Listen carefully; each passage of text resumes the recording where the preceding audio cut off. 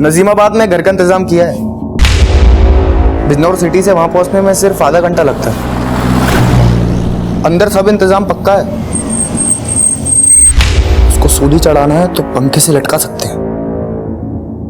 सूली के अलावा छुरी, जहर, कट्टे का भी बंदोबस्त है और कॉन्डम का भी।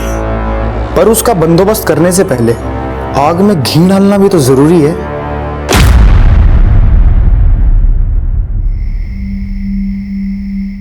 फैज, अरे कितना काम करेगा, हर वक्त काम काम। अरे थोड़ा सा आराम भी कर लिया कर बेटा। आराम की जरूरत अब आपको है अम्मी। कितनी दफे कहा है कि वो सिलाई कढ़ाई का काम छोड़ दीजिए, और अब तो कोचिंग के साथ साथ हमें अच्छी खासी पार्ट टाइम जॉब भी मिल गई है। अगर अपनी अम्मी जान की आराम की इतनी ही फिक्र है तुझे तो निकाह कर लेना। कर लेंगे निकाह भी, लेकिन सबसे पहले हमें हिना का निकाह करवाना है। यही तो बदकिस्मती है हमारी। जान नहीं मांग रही, सिर्फ मिलने का वक्त मांग रही हूँ।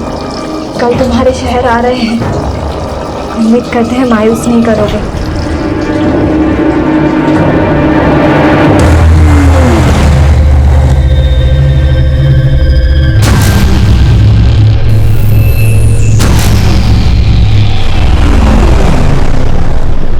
जय हनुमान जय आनंद सागर जय कपि लोक सागर रामदूत अतुलित बल धामान जय नेत्र पवन सुतनामा महावीर विक्रम बजरंग कुमति निवार सुमत के संगे कंचन वरन विराज सुबेसा कानन कुंडल कुंचित केसा हाथ ब्रज और गजा विराज कांधे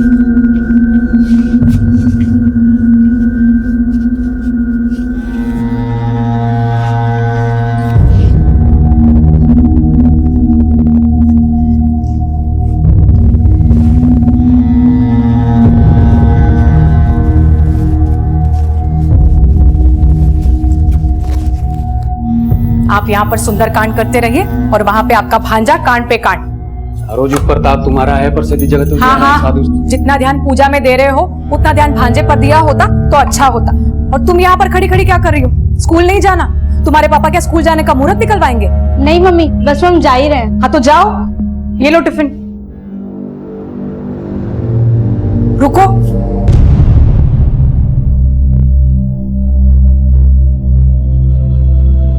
हाँ मम्मा।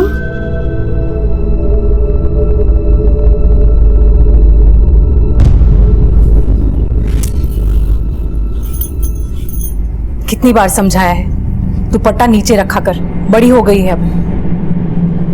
संभल के जाना और टिफिन खा लेना, ठीक है? हाँ मम्मा। बाय।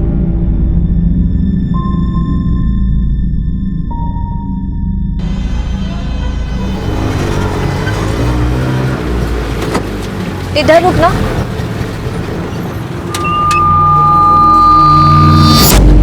दस मिनट रुकिएगा, हम अभी आते हैं।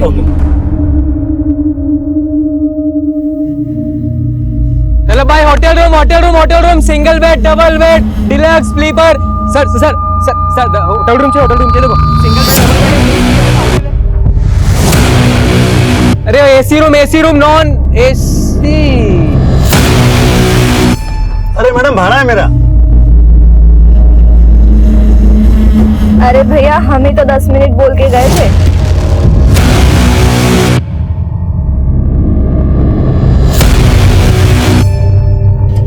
गजब। चला AC room, non AC room, single, deluxe 200 रुपए डिस्काउंट। चाहिए क्या? AC room, double bed, single bed 200-300 रुपए डिस्काउंट। भैया, एसी वाला रूम मिलेगा क्या?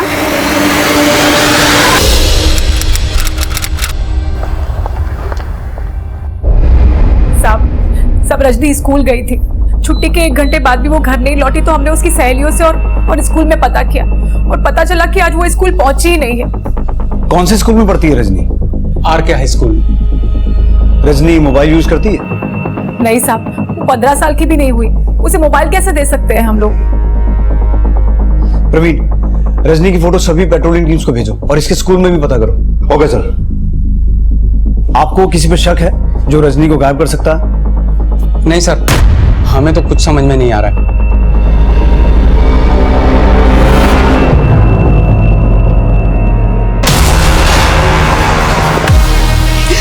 प्लीज मुझे छोड़ दो, प्लीज मुझे जाने दो ना, प्लीज छोड़ दो, प्लीज जाने दो।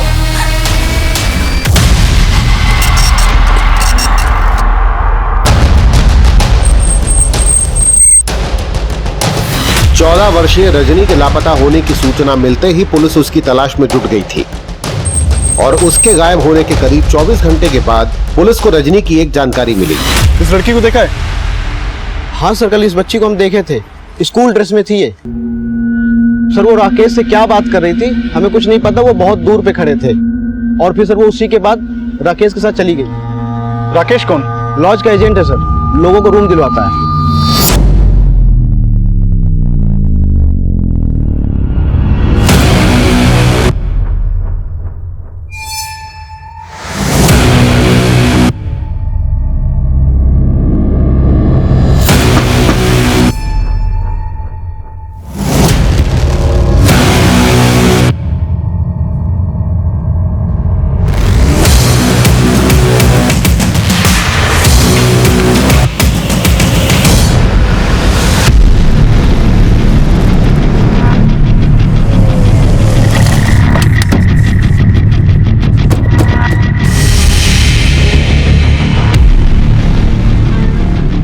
सर ये राकेश शांति लॉज का एजेंट है। रेलवे स्टेशन और बस स्टैंड से लॉज के लिए कस्टमर लाता है और फिर उसके लिए लॉज वाले से कमीशन भी देते हैं। लेकिन एक 14 साल की लड़की इस लॉज एजेंट से क्यों मिल रही थी? और जिस जगह ये दोनों साथ में देखे गए थे वो जगह रजनी के स्कूल से काफी दूर है, तो फिर रजनी वहां क्या करने गई होगी?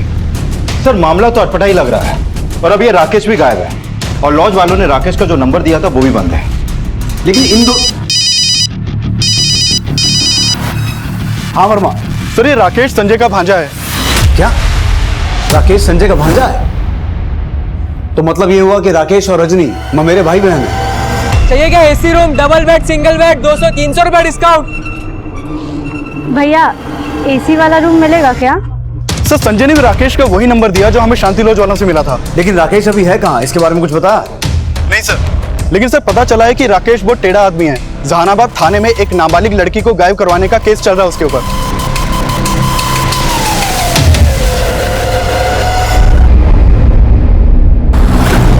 मुझे उस राकेश पर पूरा शक है।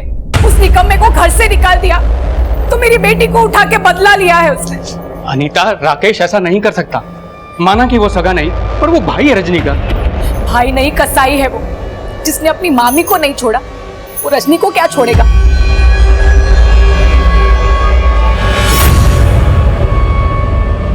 कमीने क्या कर रहा था? हाँ? नहीं मामी, क्या कर रहा था? मामी गलती से क्या कर रहा था? मामी मैं तू मेरे ही घर में रह के मेरे साथ मामी, मामी, तुझे भाई नहीं है तेरा। चल निकल मेरे घर से, मामी, निकल मेरे घर से, चल चल। अनीता, अनीता क्या मामी मेरी बात, अनीता क्या? अरे अनीता क्या हुआ? बात क्या है? बताओ तो, क्यों मार रही हो उसे? शकुनी मामा तो उस दिन भी भांजे को बचा रहे थे और आज भी उसकी करतूत जानकर कान पे जू तक नहीं रेंग रही। अरे सोच क्या रहे हो? जाके ढूंढो उसे।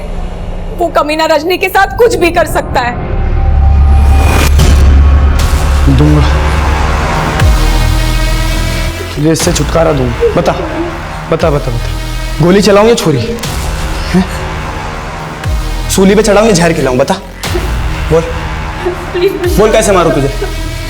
प्लीज मुझे मम्मी के पास जाने, प्लीज मुझे छोड़ दो ना, प्लीज मुझे छोड़ दो।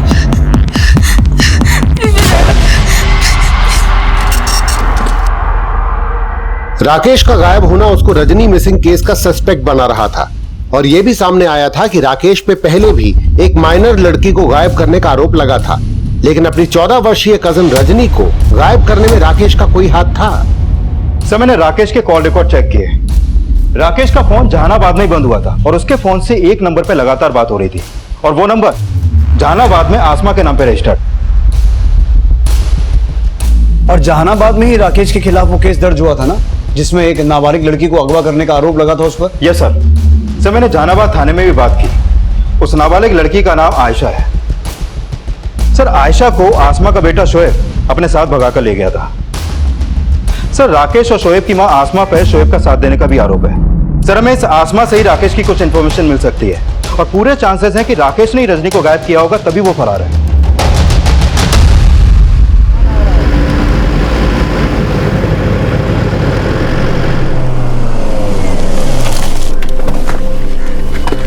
कौन सा नंबर? सर ये वाला है।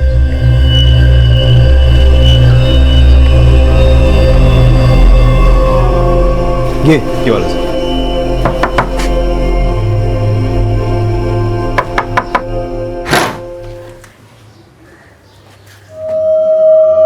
राकेश के दोस्त शोएब की अम्मी हैं आप? जी हमने सुना आजकल राकेश यहीं रह रहा। जी हाँ।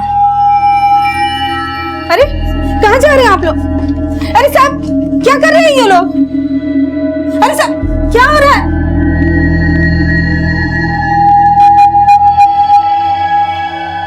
सर अंदर कोई नहीं मिला। आसपास भी सर्च करो। सर साहब हमने आपसे बोला था ना कि राकेश यहाँ नहीं है। वो क्या हुआ था ना साहब कि 6 महीना पहले राकेश के मामा मामी ने उसे घर से निकाल दिया था। उसके पास और कहीं रहने की जगह थी नहीं, इसलिए उसे हमने अपने पास रख लिया। लेकिन साहब 2 दिन से वो यहाँ भी नहीं आया है। अपनी कजन रजनी को गायब किया उसने। अगर उसके बारे में कुछ भी जानती हैं तो बताने में भलाई है आपकी। नहीं साहब हमें नहीं पता राकेश कहाँ है। लेकिन ये तो पता होगा कि 4 महीने पहले राकेश ने आपके बेटे शोएब के साथ मिलकर एक नाबालिग लड़की आयशा को गायब किया था, और उस केस में आप भी इन्वॉल्व थी। कहीं राकेश वही तो नहीं है जहां पिछले 4 महीने से आपने अपने बेटे शोएब को छुपा के रखा है? आपको भी औरों की तरह गलतफहमी हो गई है साहब। हमने हमारे बेटे को कहीं नहीं छिपाया है, बल्कि हमारे बेटे शोएब को आयशा के बाप हारून ने 4 महीने पहले अगवा करके उसे मार दिया। और उसने अपनी बेटी आयशा के साथ भी यही किया होगा साहब, क्योंकि आयशा और हमारा बेटा शोएब आपस में प्यार करते थे।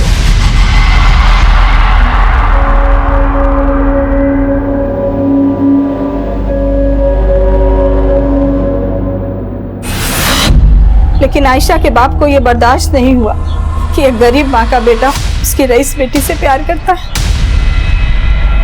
बेटी के साथ लगेगा तू?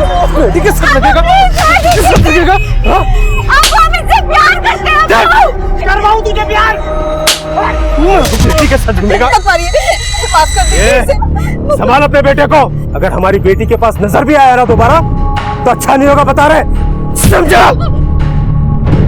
आयशा के बाप और उसके भाई अबू ने जीना हराम कर दिया था हमारे शोएब का, लेकिन इतना करने के बाद भी उनके कलीजे की आग ठंडी नहीं हुई।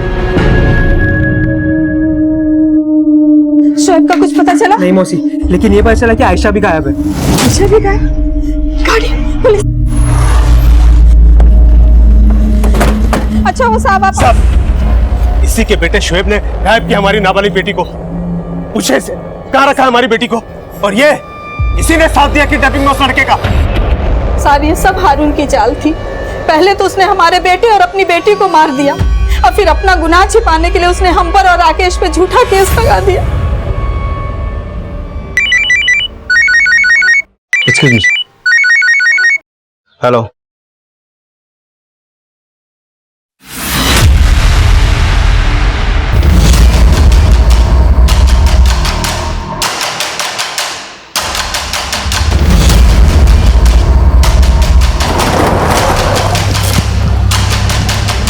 सर इधर आइए, पीछे पीछे। सर ये देखिए, सर बॉडी पे कोई कपड़ा नहीं था और शरीर पे कई जगह चोटों के निशान थे। सर शायद ब्रूटली रेप किया गया। सर और चाकू से गला काटा गया है। बॉडी को पोस्टमार्टम के लिए भिजवाओ। रजनी के पेरेंट्स को इन्फॉर्म करो। Okay sir.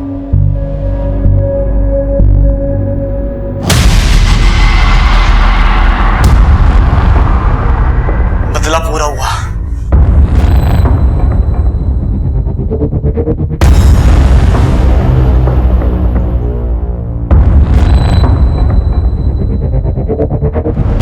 क्या हुआ? इतने परेशान क्यों लग रहे हैं?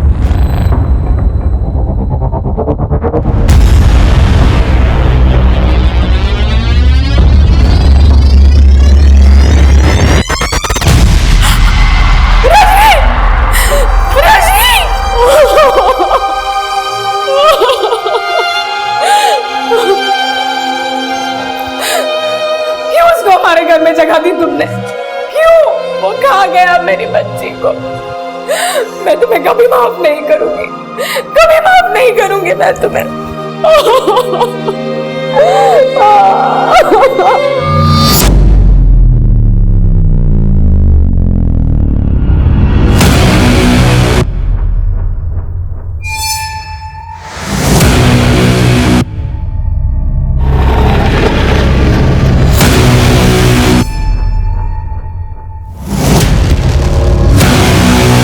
हमें रजनी की डेड बॉडी नजीमाबाद से मिली।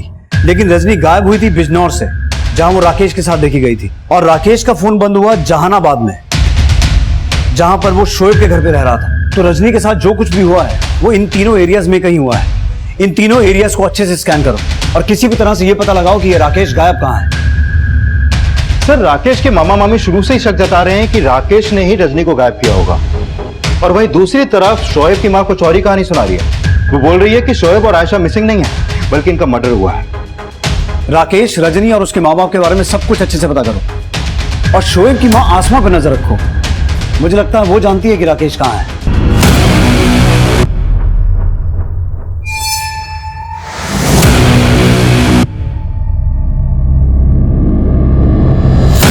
सर, हम मानते हैं कि हमारी बीवी को राकेश पे शक है, पर हमें यकीन नहीं हो रहा कि राकेश रजनी के साथ इतना बुरा कर सकता है। पर राकेश गायब तो है। आपको राकेश के अलावा किसी और पे शक हो रहा है अब? अच्छा, ये शोएब और उसकी मां आसमा के बारे में क्या जानते हैं आप? सर, हमें राकेश का उन लोगों से मिलना जुलना बिल्कुल पसंद नहीं था। उन लोगों के चक्कर में पड़कर राकेश ने अपनी जिंदगी बर्बाद कर ली। बस सर, इससे ज्यादा हमें कुछ नहीं पता।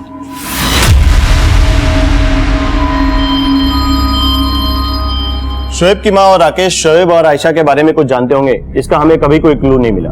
और वो लगातार ये कहते रहे कि आयशा के बाप हारून ने दोनों को मारकर उनकी बॉडी तक गायब करवा दी। तो आपको आयशा के पिता के खिलाफ कुछ मिला? नहीं, कुछ नहीं मिला। और शोएब और आयशा का भी कुछ पता नहीं चला। दीपक जी, हमें शक है कि शोएब की माँ को मालूम है कि राकेश अभी कहाँ है। ठीक है, हम शोएब की माँ पे नजर रखते हैं और राकेश के बारे में कोई भी इंफॉर्मेशन मिलती तो आपके साथ शेयर करते हैं। इस बीच पुलिस को यह जानकारी मिली कि राकेश जिस शांति लॉज के लिए काम करता था, वहां काम करने वाले लोगों की मदद से वो एक दूसरे लॉज में छिपा हुआ था।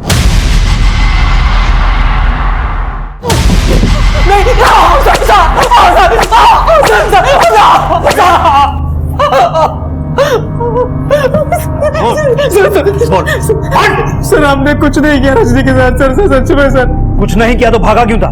सर, उस दिन जब शांति लॉज में पुलिस आई थी तो हमने पुलिस को आते हुए देख लिया था सर। सर, हमें पता चल गया था कि रजनी गायब हो चुकी है और हमें यह भी पता था कि मामी पूरा शक हम पे ही करेगी, क्योंकि मामी बचपन से हमें नापसंद करती है। उन्हें यह लगता था कि हमारी गंदी नजर है मामी पे। मामा, मामा,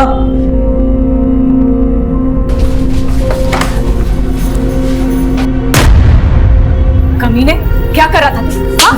और उन्होंने हमें घर से भी निकाला मामा को झूठ बोल के। और इसीलिए अपनी मामी से बदला लेने के लिए तूने उनकी बेटी के साथ? नहीं सर, रजनी हमारी छोटी बहन थी सर। लेकिन जिस दिन रजनी गायब हुई थी तू उसके साथ देखा गया था। हाँ सर, जब से हमें घर से निकाला गया रजनी अक्सर हमें मिला करती थी। उस दिन भी मिली थी। चाहिए क्या? AC room, double bed, single bed, 200-300 रुपए डिस्काउंट। भैया, एसी वाला रूम मिलेगा क्या? हाँ जी मैडम, जरूर मिलेगा।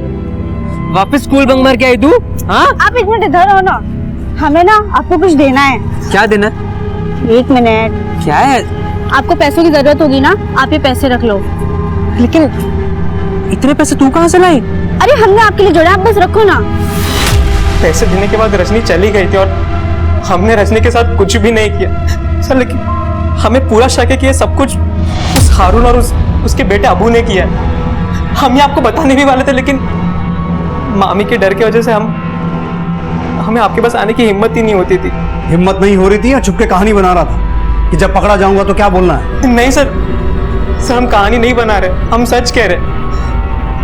अबू ने हमसे दुश्मनी निकालने के लिए पहले भी कई बार रजनी को परेशान किया।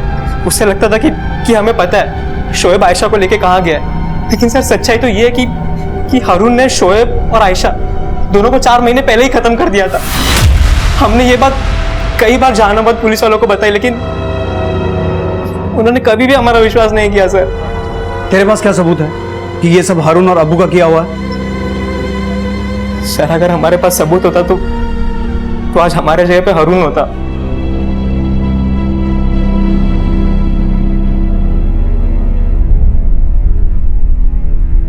सर, हो सकता है ये कहानी बना रहा हो, लेकिन रजनी बिजनौर में जहां पे ट्यूशन पढ़ती थी वहीं पे करीब 3 महीने पहले तक हारून का बेटा अबू भी पढ़ता था। और करीब 4 महीने पहले तक अबू की बहन आयशा भी वहीं पे ट्यूशन पढ़ती थी। कौन सा ट्यूशन सेंटर है ये? बच्चों कल आपका टेस्ट है, याद करके आना।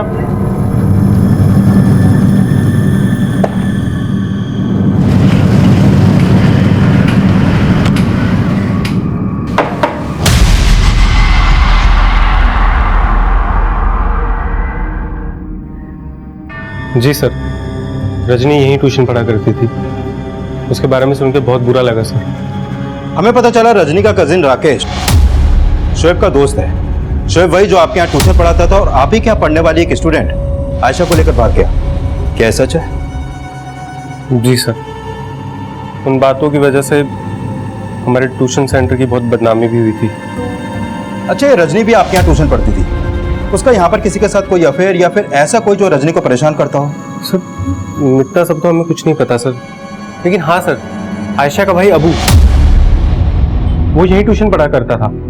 उसका रजनी से झगड़ा भी था और रजनी का भाई राकेश और अबू में एक दिन झगड़ा भी हुआ था इस बात को लेके।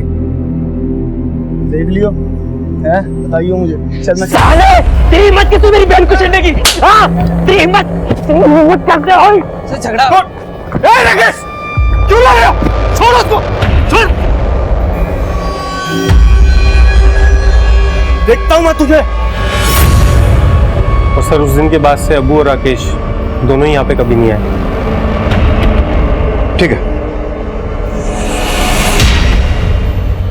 कुछ और पता चलता है तो इन्फॉर्म करना।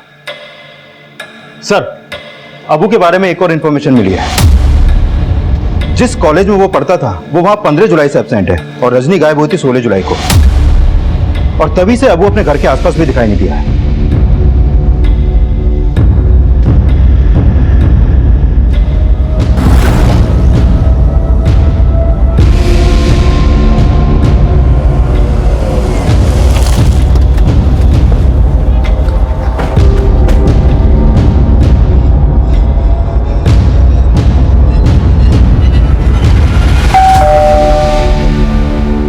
देखिए, अबू अपने रिश्तेदारों के साथ में कश्मीर घूमने के लिए गया हुआ है।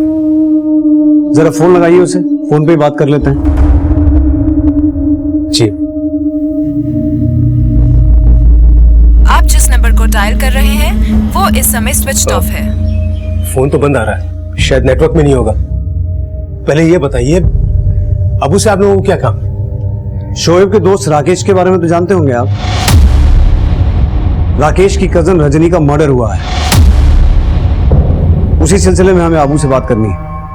राकेश की बहन का मर्डर हुआ है, इसमें अबू का क्या लेना देना? क्या पता लेना देना हो। आप अबू का नंबर दीजिए। बताया तो कि नंबर बंद आ रहा है इसका। हारून साहब, कभी ना कभी तो फोन ऑन होगा। नंबर दीजिए आप। 49371031।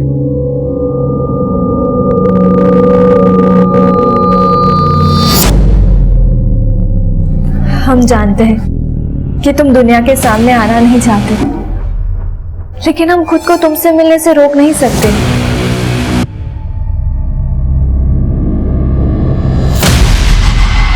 सर, ये रजनी की पोस्टमार्टम रिपोर्ट। इस रिपोर्ट के मुताबिक रजनी का मर्डर से पहले उसका रेप भी हुआ था सर। लेकिन सर, इस रिपोर्ट के हिसाब से रजनी का मर्डर हुआ 17 जुलाई को और वो गायब हुई थी 16 जुलाई को। इसका मतलब है 24 घंटे तक रजनी को कहीं कैद करके रखा गया, उस जगह पर उसे टॉर्चर किया गया और उसके बाद उसका मर्डर करके पता लगा नजीमाबाद या उसके आसपास ऐसी कोई जगह है जो आबू, हरुण, राकेश या किसी ऐसे व्यक्ति से ताल्लुक रखती हो जिसका कनेक्शन रजनी या उसके माँ बाप से हो। Okay sir. सर मैंने अबू के कॉल रिकॉर्ड चेक किए। अबू का फोन 16 जुलाई को ही बंद हुआ था, जिस दिन रजनी गायब हुई थी। और सर, रजनी के गायब होने के बाद बीच बीच में कई बार अबू का फोन नजीमाबाद में ऑन हुआ था। सर, जब जब अबू का फोन ऑन हुआ, उसके फोन से उसके फादर हारून को कॉल किए गए थे। इसका मतलब है हारून झूठ बोल रहा है।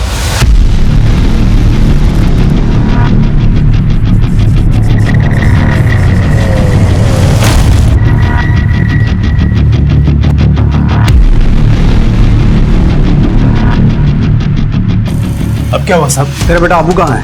साहब वो तो अपना इसका फोन चेक करो, हो सकता है इसमें अबू का दूसरा नंबर हो। फोन दीजिए। साहब, कश्मीर नहीं गया, वो झूठ बोल रहा है तू। हमको नहीं पता अबू कहाँ गया, उसको लेकर हम लोग खुद परेशान। सर ये देखिए। प्लीज विजय प्लीज विजय ये देखो बदला पूरा हुआ।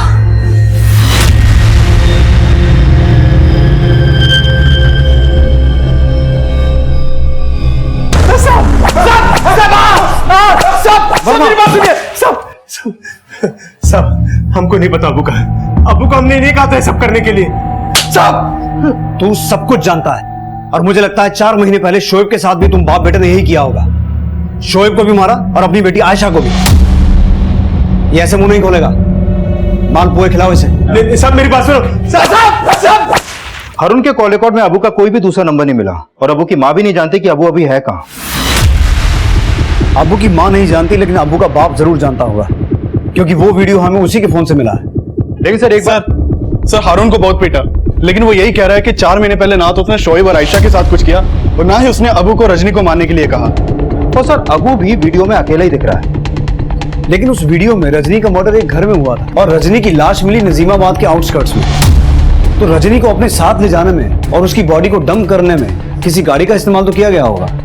यूपी एक्सेस 1247 अबू यही गाड़ी चलाता था और जब यहां से गायब हुआ था तब उसके पास यही गाड़ी थी।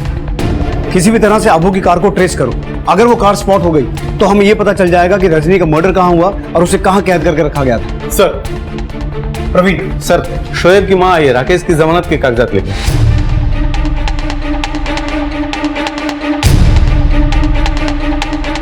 ये साफ था कि अबू द्वारा किए गए रजनी के रेप और मर्डर का मकसद 4 महीने पहले शोएब और आयशा के गायब होने से जुड़ा था और हारून भी शक के दायरे में था लेकिन उसे जमानत पर रिहा कर दिया गया। अबू की तलाश में अबू की कार का पता लगाया जाने लगा और इस तलाश ने इस केस के सारे समीकरण ही बदल दिए जब रजनी के रेप मर्डर के प्राइम अक्यूज अबू की लाश पुलिस को मिली। सर पीछे हटिए। सर रजनी का मर्डर अबू ने किया था ये उस वीडियो में साफ दिख रहा है और उसकी बॉडी इसी ने डंप की होगी लेकिन अबू की लाश उसी की गाड़ी में। इसके माथे पे गोली भी लगी और देसी कट्टा भी इसी के हाथ में। लेकिन जो लड़का किसी लड़की का ब्रूटली रेप कर सकता है और उसके बाद बेखौफ होकर उसका मर्डर भी कर सकता है वो अपने आप को नहीं मार सकता। जरूर ये कोई गेम खेल रहा है। ये सीन जानबूझकर क्रिएट किया गया है ताकि हमें ये लगे कि अबू ने सुसाइड किया है। आई एम श्योर अबू का मर्डर हुआ है। इसके भाई ने गायब किया था ना आयशा को। मैंने बदला ले लिया, रेप कर दिया इसके साथ और अब इसको मारने जा रहा हूँ। इसको सूली पे चढ़ा सकता हूँ। इन वीडियोस में अब्बू के अलावा और कोई नजर नहीं आ रहा है।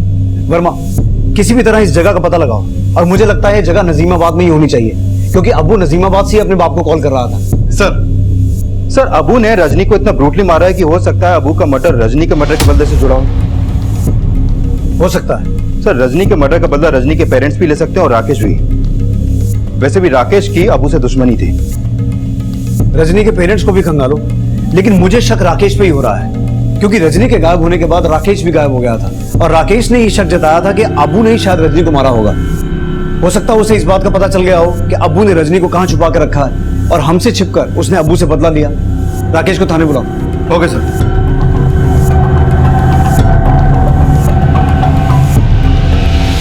चाचा चाय देना।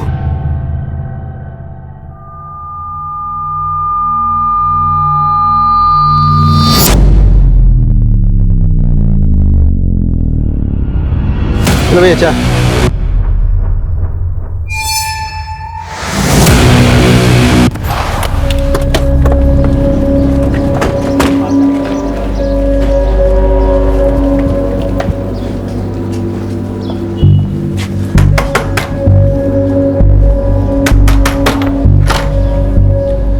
राकेश को बुलाइए। साहब राकेश यहाँ नहीं है।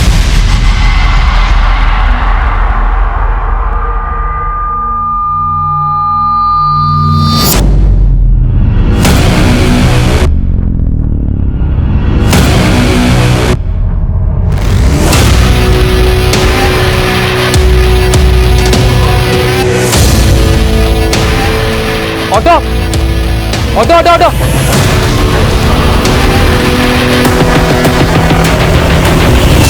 सर ये राकेश फिर से गायब है, शायद कहीं नहीं मिल रहा है और ये आसमा भी कुछ नहीं बता रही है। सर जरूर अबू के मर्डर में राकेश का ही हाथ है तभी वो फरार है। हो ये भी सकता है प्रवीण कि अबू के मर्डर में शोएब की मां आसमा भी इन्वॉल्व हो और अबू को मारकर रजनी का ही नहीं, शोएब का भी बदला लिया गया हो, क्योंकि आसमा को शुरू से यही लगता था कि हारून ने ही शोएब को मारा था। आसमा को थाने लेके आओ।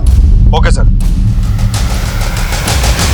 तो आपको ऐसा लगता है कि अब्बू को राकेश ने मारा होगा? हमें तो ये भी लगता है कि अब्बू के कत्ल में तुम भी शामिल हो। हारून से अपने बेटे का बदला लेना चाहती थी ना? पहले तो आप बोल रहे थे कि हमने हमारे बेटे और हारून की बेटी को छिपाया, और आज जब उसके बेटे का कत्ल हो गया तो उसका इल्जाम भी हम पर लगा रहे हैं। साहब, ये जो रजनी के साथ जो कुछ हुआ है सब कुछ हारून की शय पर ही हुआ है। वो आदमी इतना गिरा हुआ है कि खुद को बचाने के लिए अपने बेटे को भी मरवा सकता है। सर ये भले ही हमसे कुछ छुपा रही हो, लेकिन हम हारून को भी क्लीन चिट नहीं दे सकते, क्योंकि रजनी के साथ जो कुछ भी हो रहा था वो दौरान अबू लगातार हारून को वीडियो भी भेज रहा था और उसे कॉल भी कर रहा था। माना ये हारून बहुत पहुंची हुई चीज है, पर हमें इस राकेश के बार बार गायब होने का चक्कर भी समझना होगा। हेलो।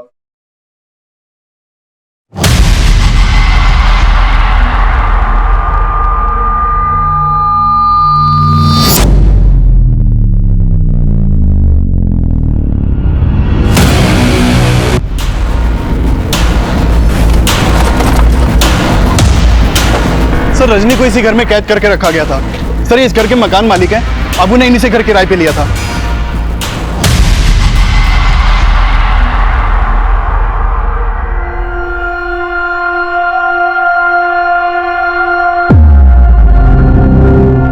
साहब अबू ये कह रहा था कि उसको 15 दिन के लिए हमारा ही घर चाहिए, और उसका 2 महीने का किराया भी देने के लिए तैयार था वो। लेकिन साहब हमें नहीं पता था कि वो यहाँ ये कांड करेगा। अबू के अलावा किसी और का भी आना जाना था यहाँ? हाँ साहब, हमने एक लड़की को देखा था उसके साथ।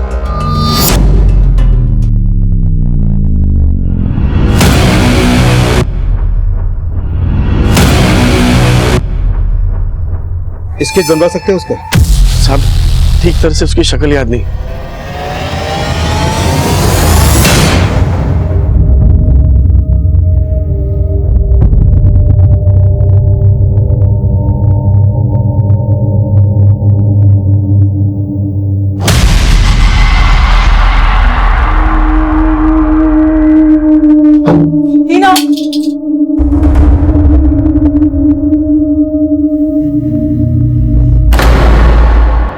हमने तेरे ऊपर आंख बंद करके भरोसा किया और तूने हमें ये सिला दिया। बोल बोल, ये बच्चा किसका है? अरे बेहया बेशरम, बोल ना किसका बच्चा है? आज तूने साबित कर दिया कि तू उसी का खून है। हीना, किसका बच्चा है? सर अबू के मर्डर में हमारा कोई हाथ नहीं है। जैसे हमें पता चला कि अबू का मर्डर हो गया, हम खुद हैरान थे कि पता नहीं उसे किसने मारा होगा। सच सच बता, तुम दोनों मिलकर क्या खिचड़ी पका रहे हो? सर हम कोई खिचड़ी नहीं पका रहे, और हम वहां से भागे नहीं थे। भागा नहीं थे तो गायब कहाँ हुआ था?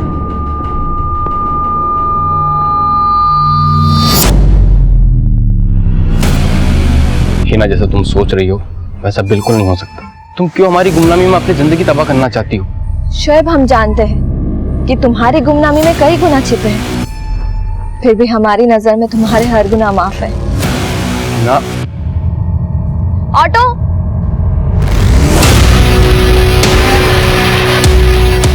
क्या तूने शोएब को देखा? हाँ सर। शोएब साले, पिछले 4 महीने से हम और तुम्हारी अम्मी तुम्हें पागलों की तरह ढूंढ रहे हैं। तूने एक बार भी सोचा हमें मिलने की? राकेश मेरे भाई, मैं तुम लोगों से मिलकर तुम दोनों की कभी मुसीबत नहीं बढ़ाना चाहता था। आयशा नाबालिग यार, मैं उसे लेके भागा था, और ये बात अगर उसके बाप को पता चलती तो हम लोगों का जीना हराम कर देता। समझ रहे हैं ना तुम? और पुलिस भी हमारी कुछ नहीं सुनती। शोएब 4 महीने पहले हारून की बेटी आयशा के साथ भागा था, तो फिर वो फैज की बहन के साथ क्या कर रहा था? और फिर 4 महीने से आयशा कहाँ है? हमें नहीं पता सर। शोएब ने हमसे कहा कि उसने आयशा के साथ निकाह कर लिया, लेकिन उसने हमें आयशा से मिलाया नहीं। लेकिन सर शोएब को हिना के साथ देखे हमें भी थोड़ा अजीब सा लगा। सर कहीं राकेश कोई कहानी तो नहीं बना रहा है? लेकिन राकेश कहानी किस मकसद से बनाएगा? उसका कहना है कि वो शोएब से मिला था, लेकिन शोएब ने उसे आयशा के बारे में कुछ बताया नहीं। सर कहीं ऐसा तो नहीं कि शोएब ने 4 महीने पहले आयशा को गायब कर दिया हो और अब सब सच छिप रहा है? लेकिन वो हिना से मिल रहा था। जरा इस हिना से इस बारे में बात करो। Okay sir.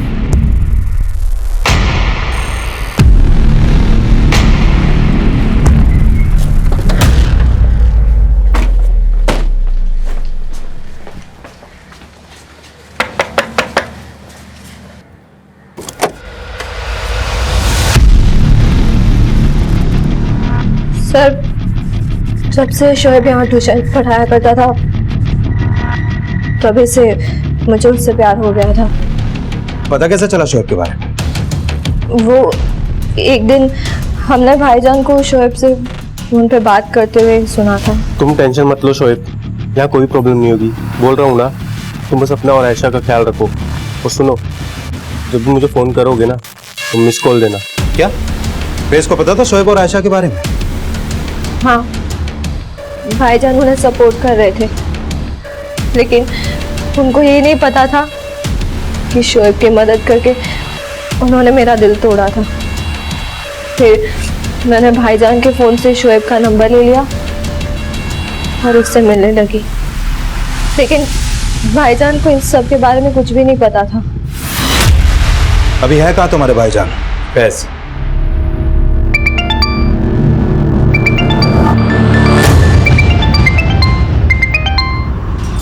हिना शोएब से मिल रही थी ये माना उसने, और आयशा के बारे में क्या कहा? सर हिना ने कहा कि आयशा अब भी शोएब के साथ है और शोएब का जो नंबर उसने दिया था वो बंद है सर। और मैं काफी टाइम से फैज को भी कॉल कर रहा हूँ लेकिन वो भी फोन नहीं उठा रहा है। फैज 4 महीने से जानता था कि शोएब और आयशा कहाँ छुपे हुए हैं, और आयशा के रहते हुए भी हिना का अफेयर शोएब से चल रहा था। तो कहीं ऐसा तो नहीं कि हिना सच बोल रही है कि आज ही फैज को इस बात का पता चला है कि हिना के पेट में शोएब का बच्चा है? प्रवीण, अगर ऐसा है तो ये फैज कुछ भी कर सकता है। किसी भी तरह से पता लगाओ कि फैज है कहाँ। Okay sir. वर्मा, फैज का नंबर ट्रेस करो। Okay sir.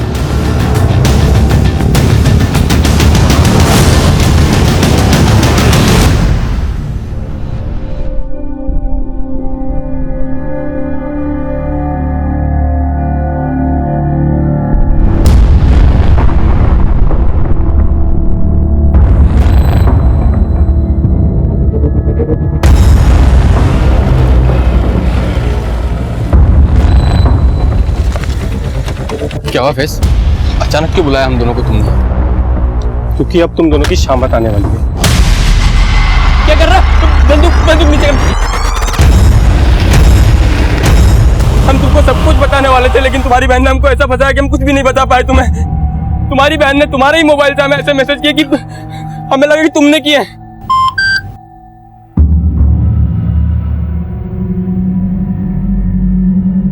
शोएब, कल दिन में 2 बजे रूबीना लॉज के रूम नंबर 205 में आ जाओ और मुझे फोन मत करना, कुछ प्रॉब्लम है। हिना तुम क्या हुआ? हमें यहाँ देख के खुश नहीं हो? नहीं, वो खुश तो है पर वो फैज ने मैसेज किया था मैं यहाँ आने के लिए। भाईजान ने नहीं, हमने उनके नंबर से तुम्हें मैसेज करके यहाँ बुलाया है। क्या? रुको, सब कुछ बताता हूँ तुम्हारे भाई को अभी मैं फोन करके। और हारून का अगर पता चला कि तुम और आयशा इसी शहर में हो तो तुम्हारी अम्मी का क्या होगा सोच लेना। और भूलो मत कि आयशा अभी भी नाबालिग है। पुलिस को पता चलेगा तो क्या होगा, सोचा है तुमने? तुम क्या चाहती हो ना? हम क्या करते हैं? हम फंस गए थे। गोली में चलाना, तेरा हाथ जोड़ो।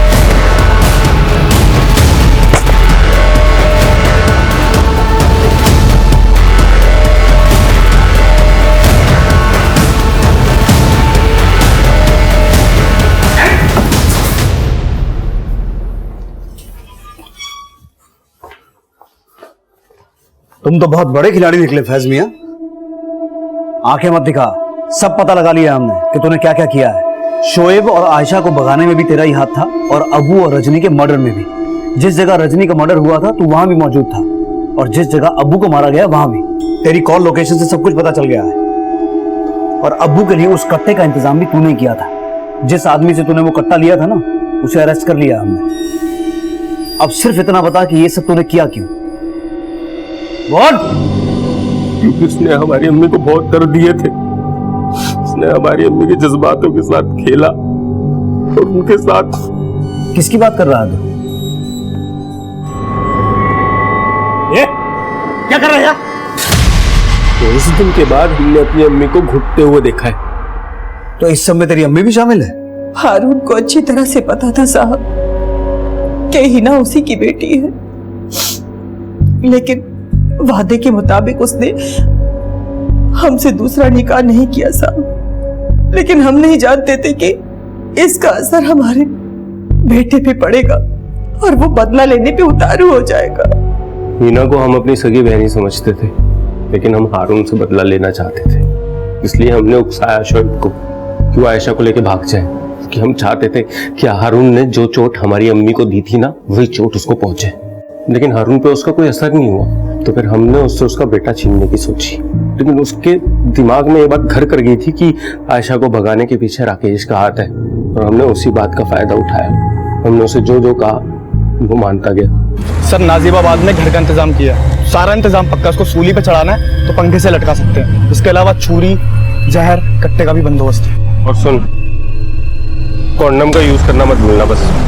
तुमने अबू के अंदर ये गलतफहमी पैदा कर दी थी कि उसकी इस हरकत की वजह से उसका बाप हारून बहुत खुश होगा, लेकिन उसे पता नहीं था कि हम उसके दिमाग के साथ खेल रहे हैं। इसलिए जैसे ही ना उसने रजनी को मार के उसकी लाश ठिकाने लगाई, हमने उसको भी। सिर्फ हारून को तकलीफ पहुंचाने के लिए इतना दिमाग लगाया तूने। अगर इतना दिमाग अपनी माँ ज़ेबा और हिना का ख्याल रखने में लगाया होता ना, तो आज उन्हें तेरे यहाँ होने का मलाल नहीं होता।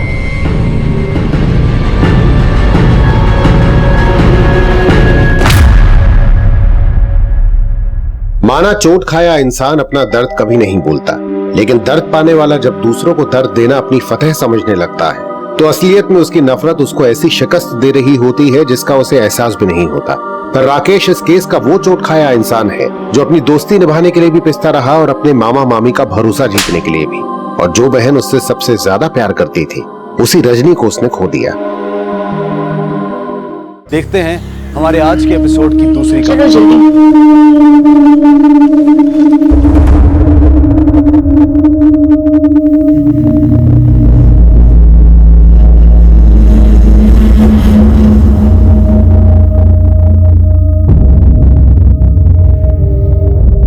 चलो जरा जल्दी चलो, बहुत देर।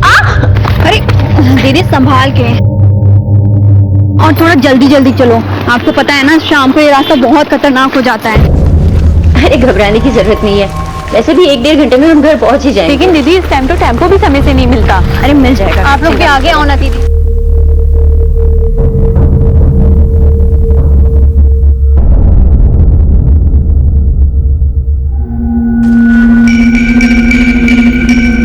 बस आ गए बस स्टॉप पे। हाँ बस आ ही गए हैं।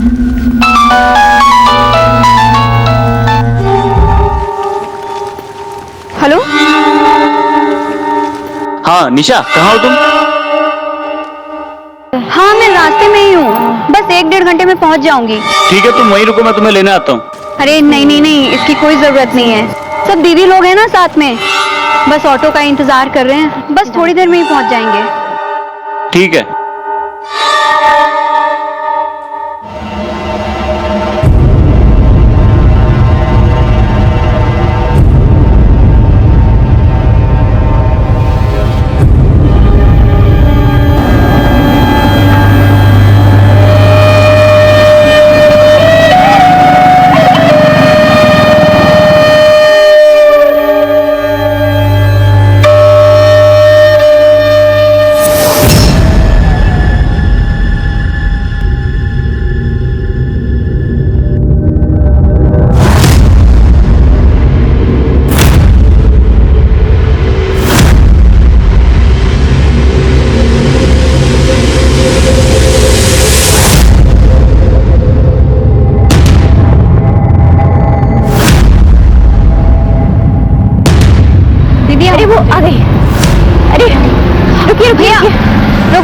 रुको भैया,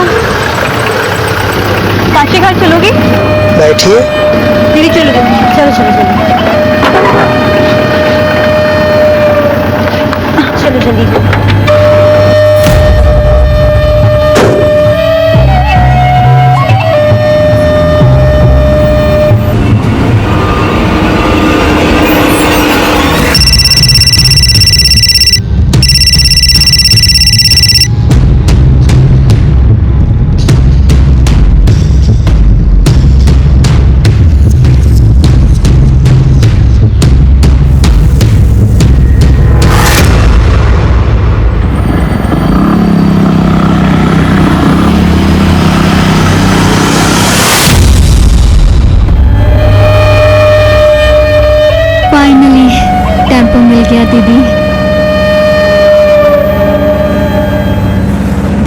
कल ऑफिस में जाकर इसकी रिपोर्ट करनी होगी।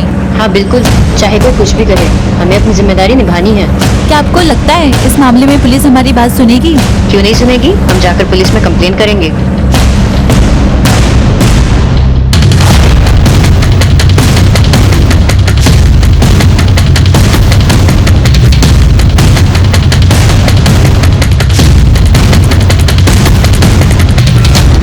कैसे कैसे लोग हैं ना दीदी। देखो, मामले को सामने लाकर हमें अपनी जिम्मेदारी तो जरूर निभानी है, आगे कानून अपना देख लेगा। अरे दीदी, आप ये बताइए कि आप वो सुबह क्या बता रही थी?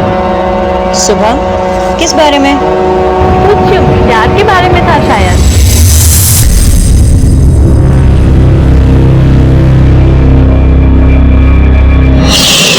हमारा नाम सुजीत है, हमसे दोस्ती करोगी?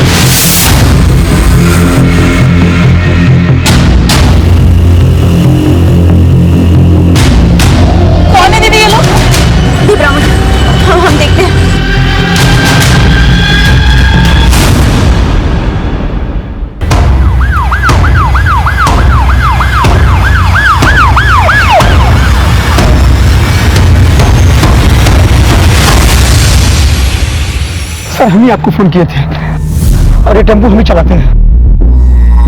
वो लड़कियां कहां से बैठी थी तुम्हारे टेम्पो? सर, मझगांव से। उन लड़कों का हुलिया पता है? सर, चेहरा उनका ढका हुआ था और देखने में लंबे चौड़े और हट्टे कट्टे थे। वो लड़कियों को किधर की तरफ लेके गए? सर, शायद इधर से गए सर। चलो।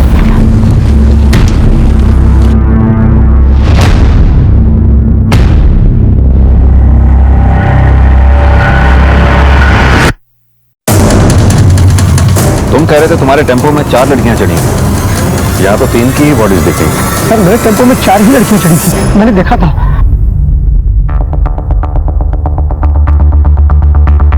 श्रीवास्तव, इधर जंगल में देखो आसपास। तुम बता रहे थे वो किसी के खिलाफ पुलिस में कंप्लेंट लिखवाने की बात कर रही थी। सर, वो तो मैंने नहीं सुना, मैंने इतना ही सुना था। क्या आपको लगता है इस मामले में पुलिस हमारी बात सुनेगी? क्यों नहीं सुनेगी, हम जाकर पुलिस में कंप्लेन करेंगे। और तभी अचानक गुंडों ने हमें घेर लिया। अपना रुपया पैसा मोबाइल रख इधर, चुपचाप निकल जाए यहाँ से, वरना तेरा तरबूज छोड़ दूंगा। निकल चल। सर, मैं भागा भागा मक्खनपुर के पास गया पीछे से आपको फोन करने के लिए। ठीक है, आप बाहर वेट करो, बाद में पूछताछ करते हैं। जी सर। सर, ये लड़कियां शक्ति टू वुमेन के एनजीओ में काम करती थी। एनजीओ में इन्फॉर्म कर दो, इसके डायरेक्टर को थाने बुलाओ। सर, लगता है मरने से पहले काफी हाथापाई हुई। 2 लड़कियों के सर पर चोट, हो सकता है किसी भारी चीज से मार किया। सर, पर्स में रुपए पैसे तो नहीं मिले। लूट का मामला हो सकता है, चेक करो। कोई मोबाइल वगैरह मिला? नहीं सर, मोबाइल तो नहीं मिला, पर उनका पहचान पत्र मिला। सर, आसपास पूरा जंगल छान मारा, लेकिन कोई लड़की नहीं मिली। हो सकता है गुंडे उसे उठा के ले गए हो। सर, ये भी हो सकता है कि बच के खुद भाग गई हो सकता है। फिलहाल ये बॉडीज पोस्टमार्टम के लिए भेजो। सर,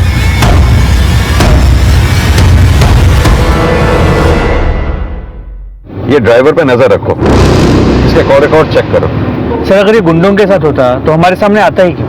इसके गाड़ी के कागजात जो हमारे पास थे, हम इस तक पहुंच ही जाते, इसलिए ये खुद हमारे पास आ गया ताकि किसी को इस पर शक ना हो। अनुज, ये बॉडीज जिस कंडीशन में हमें मिली हैं, इन्हें देखकर ऐसा लगता है कि इनके साथ दुष्कर्म हुआ होगा। जो भी हो, पोस्टमार्टम की रिपोर्ट आने के बाद तो पता चली जाएगा। सर, क्या ये हो सकता है कि किसी ने एनजीओ से अपना बदला इन औरतों से निकाला हो? बिल्कुल हो सकता है, लेकिन सवाल ये होता है कि ये लड़कियां किस काम से मझगांव में आई थी। ये एनजीओ से सारी लड़कियों की डिटेल्स ले लो, लड़कियों के घर वालों को भी इन्फॉर्म कर दो, और चौथी लड़की जो मिसिंग है उसके घर जाके भी देखो वो घर पहुंची या नहीं। अगर नहीं पहुंची तो सुबह इस एरिया में आके फिर दोबारा से छानबीन करनी होगी। हो सकता है वो डर के मारे जंगल में छुपी हो। जी सर।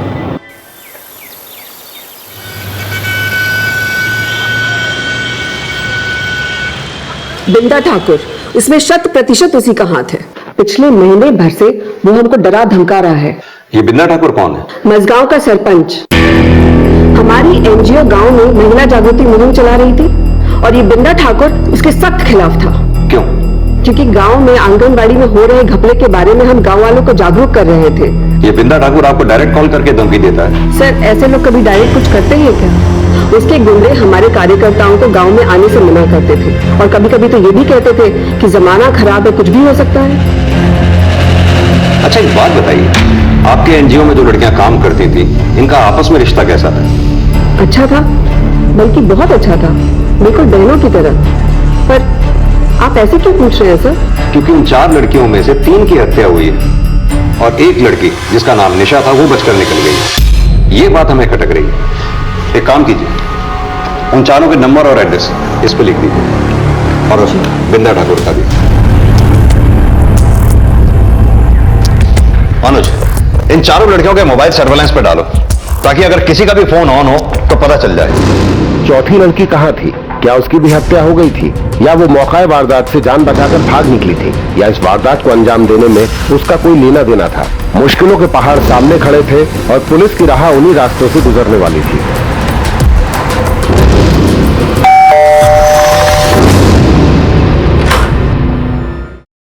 निशा का कुछ पता चला? कहाँ है हमारी बिटिया? हम भी उसी की तलाश में हैं। जल्दी ढूंढिए उसे, अगले महीने उसकी शादी है। शादी? किससे? राजू से। दोनों बचपन के दोस्त हैं। हमारी बिटिया ने सोचा शादी से पहले कुछ सामाजिक कार्य कर ले, तो उसने सुधा जी का एनजीओ ज्वाइन कर लिया। राजू ऊंची जाति का है, इसलिए उसके घर वाले इस रिश्ते के लिए तैयार नहीं थे। बड़ी मुश्किल से तैयार हुए हैं। बस 4 ही दिन हुए हैं उसकी सगाई के। अगर राजू के घर वालों को पता चलेगा कि हमारी बिटिया रात भर घर नहीं आई तो पता नहीं क्या क्या लांछन लगाएंगे उस पर। ठीक है।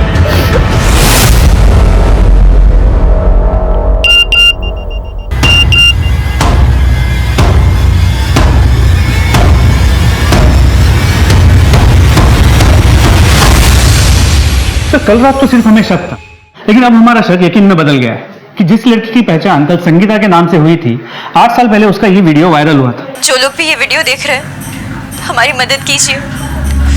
हमारे घर वाले हमारी जान के दुश्मन बने बैठे हैं। तब हम परमानंदपुर पुलिस स्टेशन में पोस्टेड थे और ये केस वही का था, इसीलिए कल रात हमने वहां से ये वीडियो मंगवा लिया। वो हमें मार डालना चाहते हैं। हम अभी दिल्ली से पटना जाने वाली ट्रेन में हैं और हमारा ट्रेन नंबर है। उस वक्त पुलिस ने इसे बचा लिया था और 8 साल बाद इस बेचारी की हत्या हो गई। उसके बाद क्या हुआ? फिर उसके बाद इसके बॉयफ्रेंड की रोड एक्सीडेंट में मौत हो गई और शायद इसके घर वालों ने इसकी शादी कहीं और करवा दी। ये संगीता के माँ बाप और उसके पति को इन्फॉर्म कर दो और निशा की तलाश भी तेज कर दो। सर।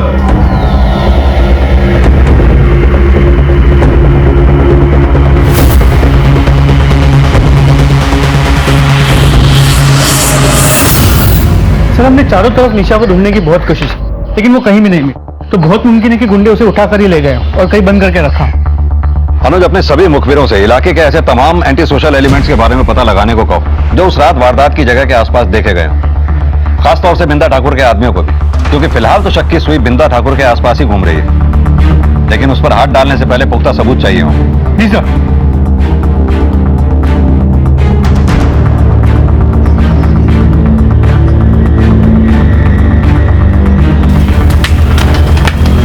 मामले की कशीदगी को देखते हुए पुलिस ने अपनी तफ्तीश के आधार पर संदिग्धों को दबोचना शुरू किया।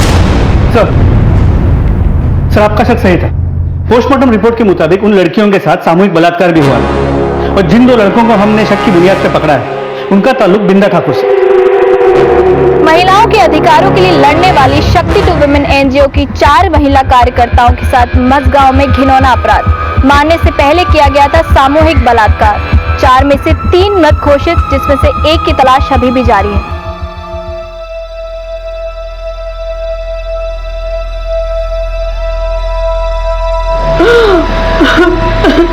पता नहीं जीजा जी कहाँ रह गए। सुकून ही नहीं मिल रहा उनका।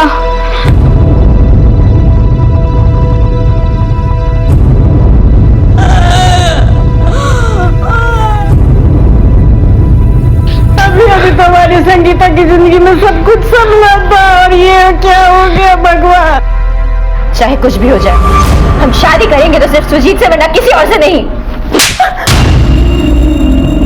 वो लड़का हमारी बिरादरी का नहीं है और ऐसे आवारा लड़के से मैं तुम्हारी शादी नहीं होने दूंगा। अब तुम भूत बनकर क्या खड़ी हो, समझाओ इसे। सुरेंद्र शुक्ला। जी हाँ। सुजीत नाम के एक लड़के की ट्रक से कुचल के मौत हो गई।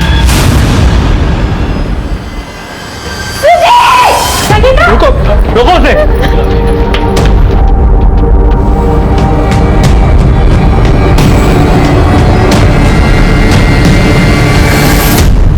लाश की हालत काफी खराब है, थोड़ा संभाल के देखिएगा।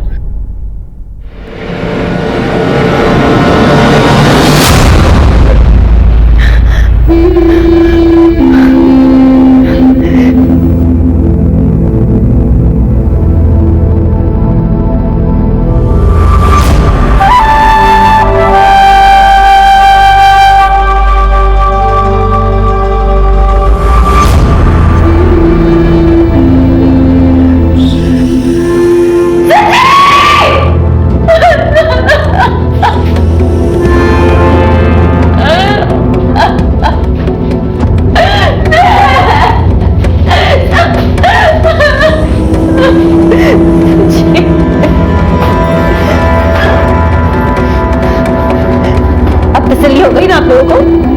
खुश है ना आप लोग? एक काम करना, जब हम मर जाएंगे ना तब भी नहीं खुश होना।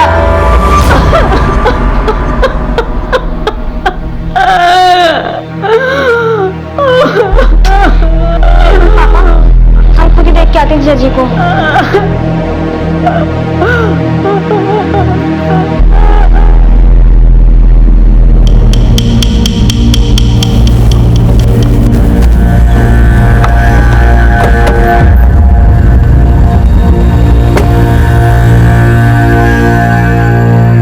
इंस्पेक्टर साहब बैठो। इंदा ठाकुर, शक्ति 2 वुमेन नाम के एनजीओ के कार्यकर्ताओं के ऊपर जानलेवा हमला हुआ है। बलात्कार भी हुआ था, समाचार में देखा है। बहुत दुख हो। वो चारों कार्यकर्ता परसों गांव में ही आई थी आपके। सुना है आप उन्हें धमकियां भी दिया करते थे। कैसी बातें कर रहे हैं इंस्पेक्टर? अबला नारी को मैं नहीं धमका था। हाँ, कोई मर्द होता तो बात अलग है।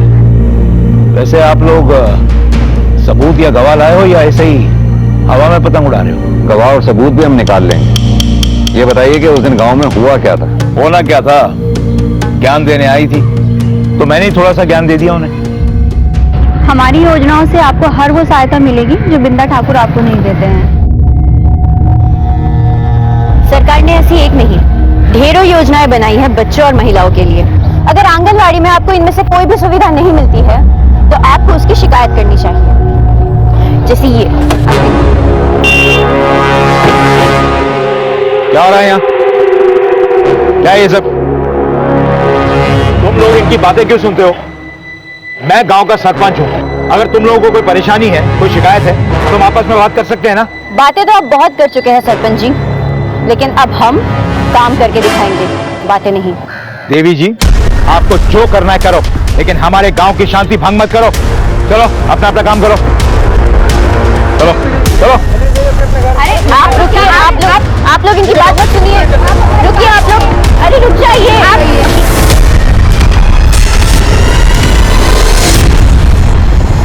अब आप ही बताइए कि गांव में शांति बनाए रखने की जिम्मेदारी तो हमारी हुई ना इंस्पेक्टर साहब। इसलिए आप जाइए और जो खो गई है लड़की उसे खोजिए, शायद वो जिंदा हो। अगर मेरी कुछ मदद की जरूरत हो तो मैं यहीं मिलूंगा। हो सकता है हमारी और आपकी अगली मुलाकात जेल में ही हो।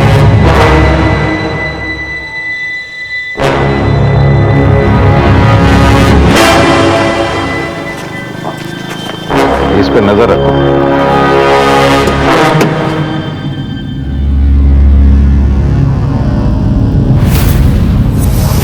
मझगांव उन्नाव सामूहिक हत्या और बलात्कार के मामले में पुलिस ने अपने शक के घेरे में आए हुए हर एक संदिग्ध पर नजर बनाए रखी।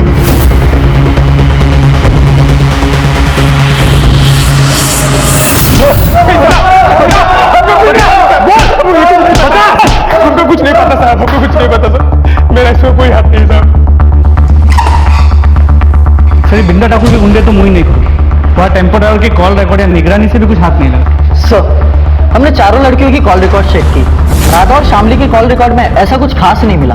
निशा के कॉल रिकॉर्ड चेक करो, पता करो क्या उसकी बिंदा ठाकुर से बात हुई थी। निशा की कॉल रिकॉर्ड में बिंदा ठाकुर का नंबर नहीं है, लेकिन निशा की आखिरी बार बात उसके मंगेतर राजू से हुई थी।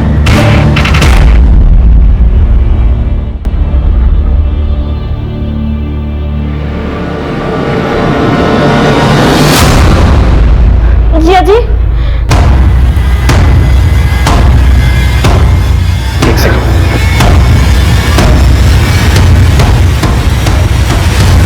सुनीता क्या बात है? जिया जी, दीदी क्या हुआ संगीता को?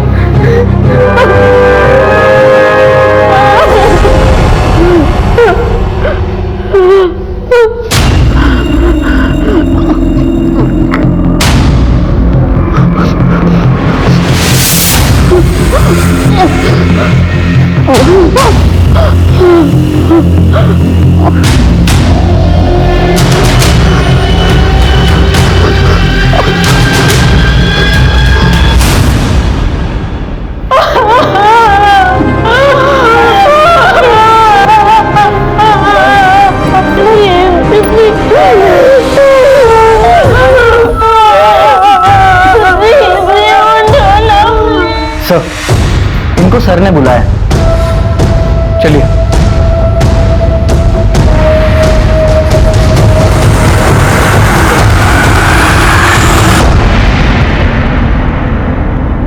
कैसे पति हैं आप?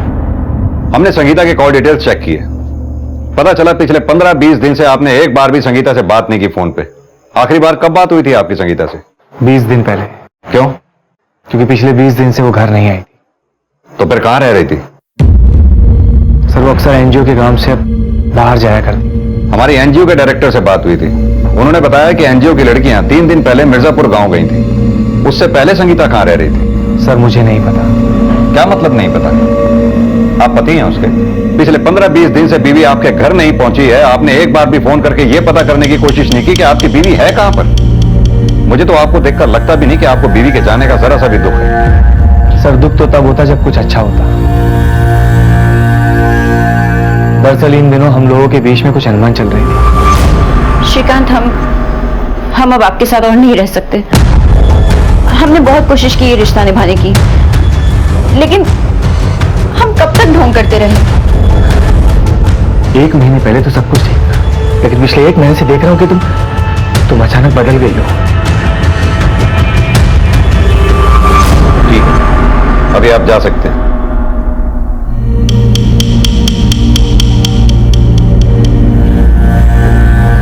सर इस पर नजर बना रखिए।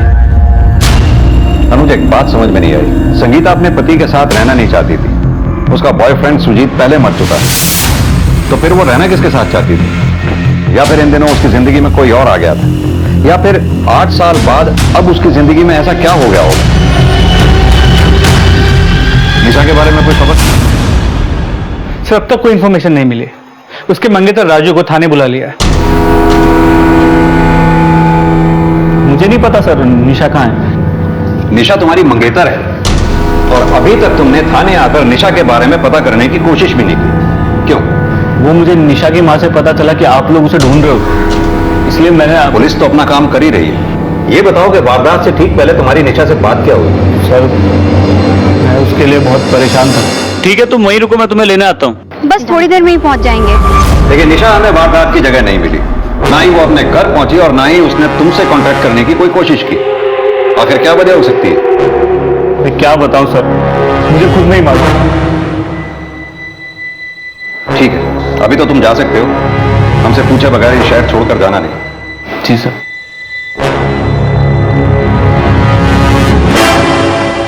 लड़का कुछ ज्यादा ही सीधा लग रहा है, निगरानी रखो इसमें। जी सर।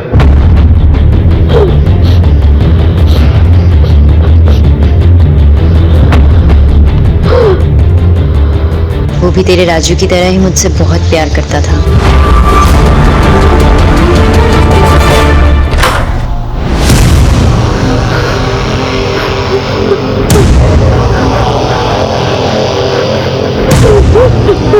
निशा को किसी ने बंदी बना रखा था, लेकिन क्यों?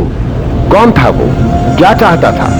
निशा की तलाश में जुटी पुलिस टीम जहां उसे दिन रात ढूंढने में लगी थी, वहीं दिन रात कोई निशा का शोषण भी कर रहा था। सर हमने कुछ नहीं किया है, हम सच बोल रहे हैं। सर ये बिंदा ठाकुर के गुंडे तो अपने पुराने बयान पे ही रखे हुए, हो सकता है कि उनका इस केस में कुछ लेना देना हो ही, लेकिन फिर भी अभी इन्हें डिटेन करके ही रखो। जी सर। इसके अलावा राधा और शामली के घर वालों से भी बात है, उनके कॉल रिकॉर्ड से भी इस केस को कोई नई दिशा नहीं मिली, टेम्पो ड्राइवर से भी कुछ हासिल नहीं।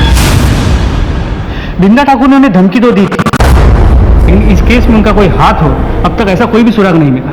अनुज पता लगाओ कि इस एनजीओ ने सिर्फ बिंदा ठाकुर से ही दुश्मनी ले रखी थी या कोई और भी था जिससे इनकी दुश्मनी थी? नहीं सर, हमने इस दिशा में भी टटोला है, ऐसा कुछ नहीं। यानी कि अब निशा के सुराग मिलने पे ही ये डिपेंड करता है कि हमारे इन्वेस्टिगेशन की दिशा क्या हो। बेटा अभी तक आप सोए नहीं? चलो सो जाओ जल्दी से फटाफट। मुझे मम्मी की याद आ रही है। हम भी आपकी मम्मी जैसे हैं ना। चलो अभी आप सो जाओ, फिर कल हम मम्मा के पास चलेंगे, ठीक है? चलो गुड बॉय, सो जाओ आराम से। हाँ, गुड नाइट, बाय।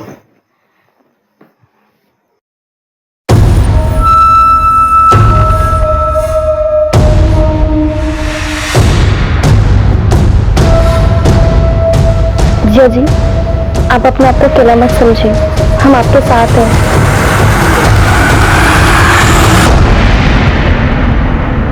तो संगीता के कॉल रिकॉर्ड्स में ये कई ऐसे नंबर हैं जो सिर्फ 4 से 5 दिन या एक सप्ताह इस्तेमाल करके बंद कर दिए गए, और ये सभी नंबर्स किसी सिद्धार्थ वर्मा की फेक आईडी पे रजिस्टर्ड है। और पता करो ये सिद्धार्थ वर्मा के नंबर्स बाकी 3 लड़कियों के कॉल रिकॉर्ड्स में भी हैं क्या? जी सर। और लोकेशन? सर संगीता की लोकेशन ज्यादातर बनारस का बाग रोड इलाका रहा है, लेकिन इन फेक नंबर्स की लोकेशन हमेशा अलग अलग रही। लेकिन एक ऐसा लोकेशन है जहां से ये सिद्धार्थ वर्मा संगीता से करीब 8 से 10 बार बात कर चुका है। और वो लोकेशन कौन सी है? दीनापुर।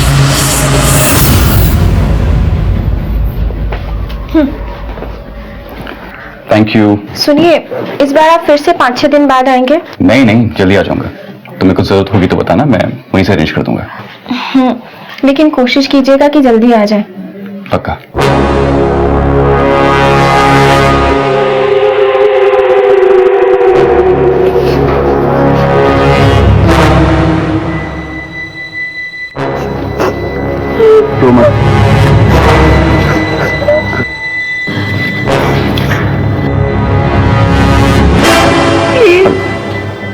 प्लीज जाने दो मुझे।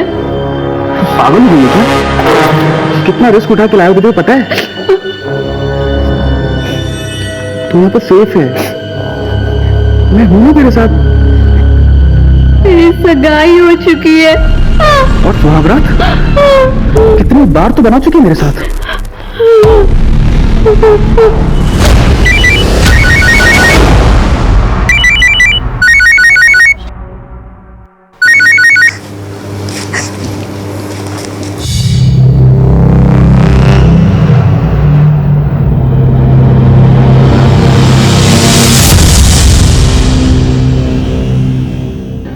सर जिन फेक नंबर से संगीता की बात हुआ करती थी, बाकी तीनों लड़कियों के कॉल रिकॉर्ड्स में उनमें से कोई भी नंबर नहीं है। यानी तुम्हारे कहने का मतलब है उन फेक नंबर से सिर्फ संगीता की ही बातचीत हुआ करती थी? जी सर। तो संगीता के मोबाइल लोकेशन के हिसाब से उसका घर यहाँ आगे संतोष नगर में।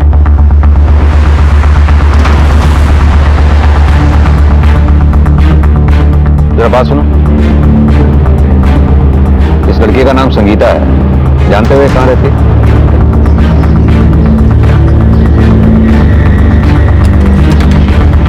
ताला लगाओ, जरा पड़ोस में पता करो घर किसका है। सर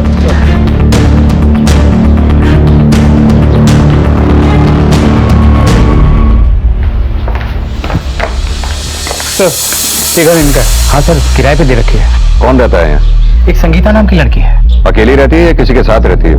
सर ज्यादातर वो अकेली रहती है, उसका पति कभी कभार आता है। क्या ये है वो आदमी? पता नहीं सर, मेरी एग्रीमेंट की सारी बातें संगीता से हुई थी। एग्रीमेंट लाइए। जी सर। संगीता अपने पति के साथ रहती थी? कैसे हो सकता है? उसने हमें बताया नहीं। जी सर। ये एग्रीमेंट तो श्रीकांत के नाम पे भी 1 महीना पहले हुआ था। तुम पहचानते हो इस आदमी को? उसको मेरा बेटा जानता है। आपका बेटा कहाँ पर? काम के सिलसिले में अजमेर गया था। तो जैसे ही अजमेर से वापस आए उसे थाने लेके आना है। हमें उस आदमी का स्केच बनवाना है जो यहाँ आया जाया करता है। जी सर, अभी के लिए हम ये ले जा रहे हैं। जी सर। अनुज, श्रीकांत ने हमें कहा था कि उसकी अपनी बीवी से अनबन चल रही थी, लेकिन यहाँ एग्रीमेंट श्रीकांत के नाम पे हुआ है जहाँ संगीता रहती थी। कहीं ऐसा तो नहीं है वकील श्रीकांत हमारे साथ कोई दांव पेंच खेल रहा है?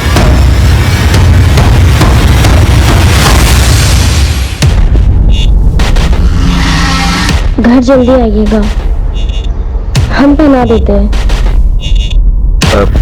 रहने दीजिए, हम कर लेंगे।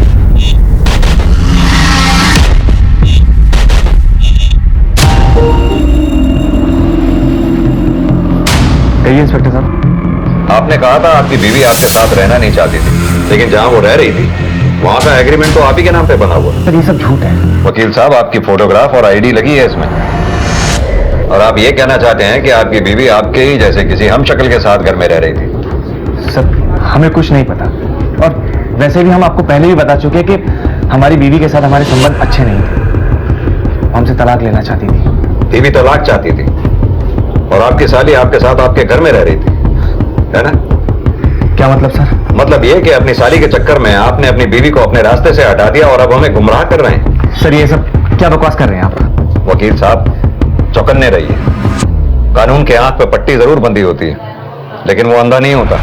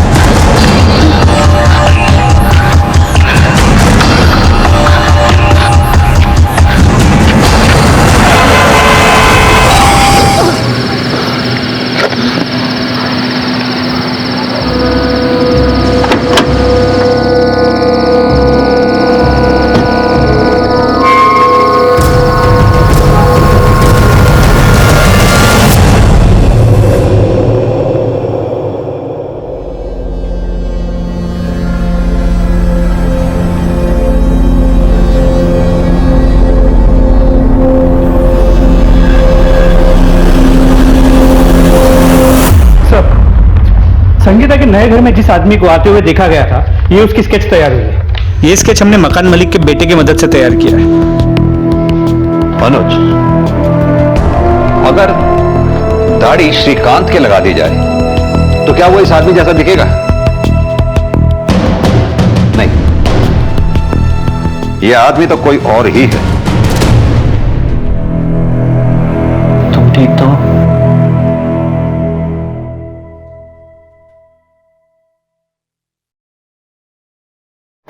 क्या हुआ निशा? मुझे डर लग रहा है राजू। निशा, अब डरने की जरूरत नहीं है, तुम सेफ हो। मुझे तुमसे डर लग रहा है। मुझसे क्यों? तुम मुझे छोड़ तो नहीं दोगे ना? निशा, तुम ये फालतू की बातें सोचना बंद करो। तुम्हें आराम की जरूरत है। हाँ, तुम आराम करो।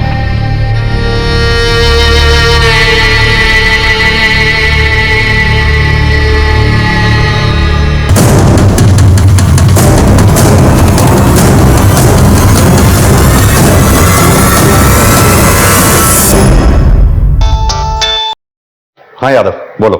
सर, निशा का पता चल गया है, वो हॉस्पिटल में। निशा? निशा, हमें तुम्हारा बयान चाहिए होगा। जो कुछ भी तुम्हारे साथ हुआ हमें शुरू से बताओ। सर, हम लोग टेम्पो से बनारस वापस लौट रहे थे।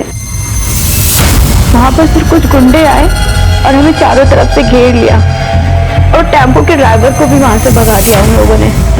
लड़की को लेकर अंदर चलो। दीदी, हम लोग तुम लोगों को चाहते हैं। बांध दो इन सबके हाथ में। तुमने उनके चेहरे देखे थे? तो उन सबके चेहरे ढके हुए थे और तो जब उनमें से एक राधा के साथ जबरदस्ती कर रहा था तो राधा ने उसका नकाब खींच लिया और सर फिर उसने राधा को मार दिया। अरे मार भी दिया? इसने मेरा चेहरा देख लिया था भाई। सबको मालूम है, किसी को मत छोड़ना। तो फिर उन्होंने तुम्हें कैसे छोड़ दिया?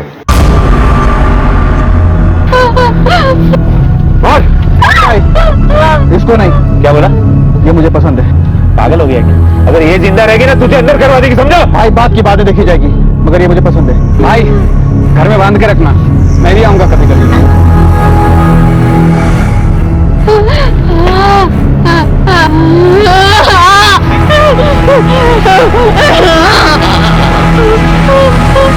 चले।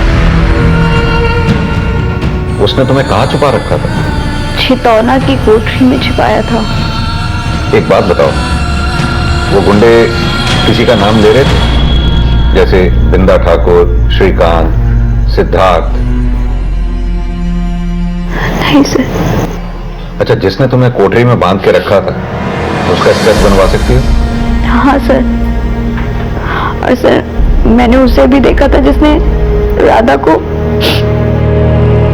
ये तो बहुत अच्छी बात है कि तुम दोनों का स्केच बनवा सकती हो और उसी स्केच के जरिए असली कल्प्रिट तक पहुंच पाएंगे।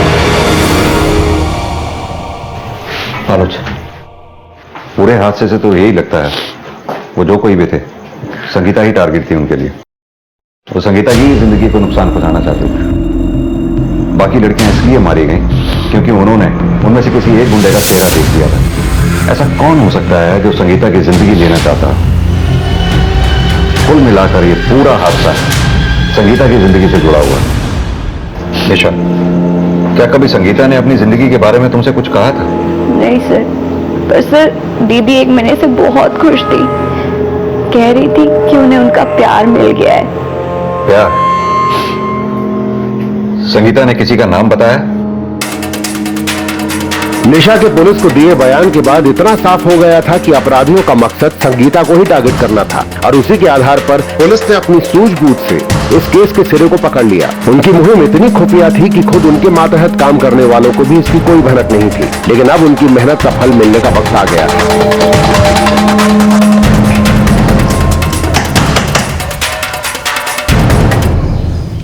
क्या बात है सर? आपका बेटा कहाँ है? आप ऐसे कुछ नहीं बताएंगे। यादव, इन्हें थाने लेकर चलो, वहीं बात करेंगे इनसे। साहब बात क्या वो तो बताइए साहब। आप ऐसा नहीं कर सकते साहब मेरे साथ। हम बहुत कुछ कर सकते हैं, आपकी उम्र का लिहाज कर रहे हैं हम। बैठाओ इन्हें गाड़ी में। साहब गलती क्या मेरी? साहब ये हो क्या रहा साहब? सीधी तरह से बताइए आपका बेटा है कहां पर?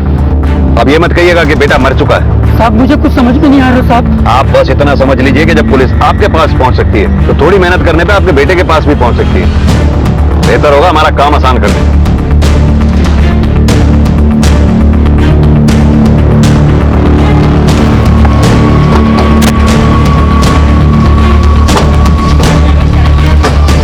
कौन सा है घर?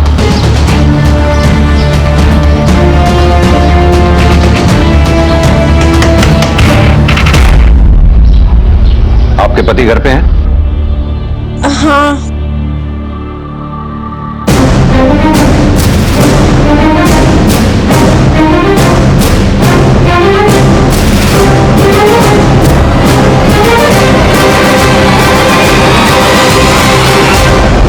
आठ साल पहले जो आदमी मर चुका था उसका पुनर्जन्म देखकर बहुत अच्छा लगा। सिद्धार्थ वर्मा और सुजीत।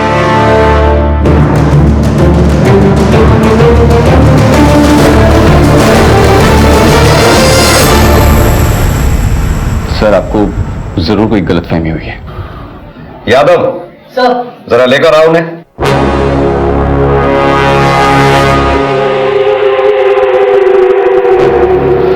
पापा।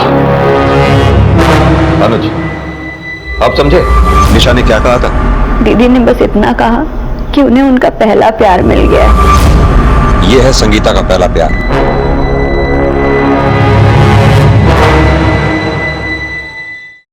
भाई, हमें तेरी कहानी एकदम शुरू से सुननी है।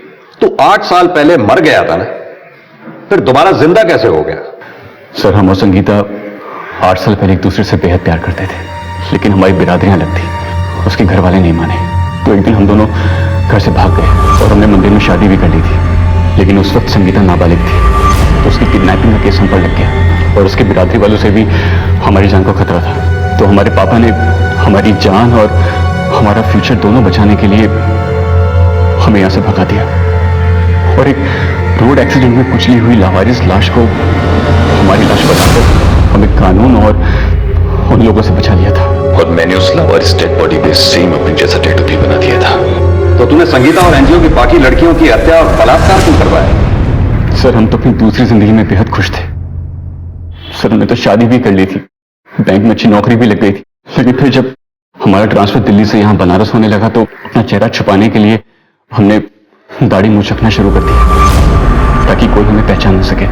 फिर एक दिन बाजार में संगीता ने हमें पहचान लिया।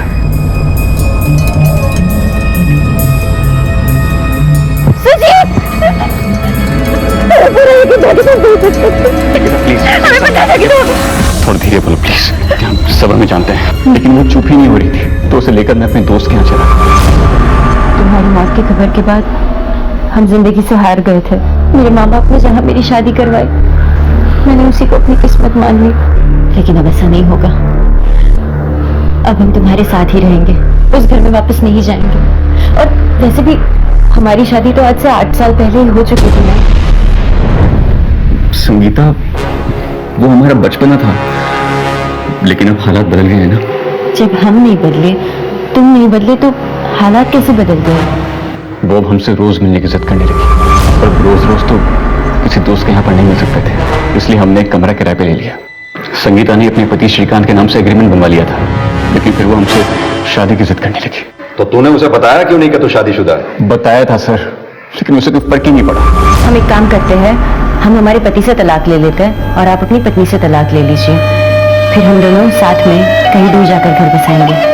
और एक दिन फाइनली वो अपने पति को छोड़कर हमारे पास आ गई। उसने हमें बताया कि वो अपने पति को तलाक के बारे में बोलकर रही है, लेकिन हम अपनी पत्नी को नहीं छोड़ना चाहते थे, इसलिए एक एक दिन करके हम उसे टालते रहे। फिर एक दिन उसने हमें बिंदा ठाकुर के बारे में बताया। बिंदा ठाकुर खुद को लोगों का बहुत बड़ा हमदर्द दिखाता है, पर जब हमने उसके काले करतूतों पर से पर्दाफाश करने की कोशिश की तो उसने अपने लोगों के जरिए हमें जान से मारने की धमकी देनी शुरू कर दी।